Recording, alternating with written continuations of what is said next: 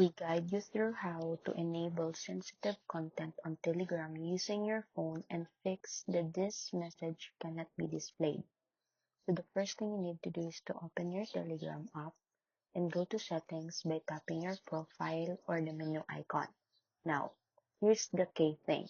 On most phones, especially on iPhone and some Android devices, the sensitive content option is hidden inside the app due to the App Store restrictions. So you won't see it directly in your mobile settings. To fix this using your phone, open your mobile browser like Chrome or Safari and search Telegram Web and log into your account.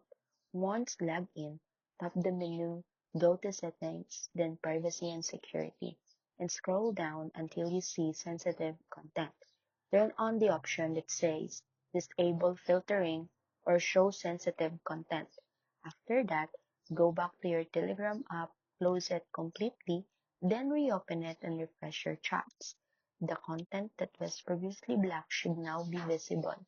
If it's now not showing, make sure your Telegram app is updated and try restarting your phone.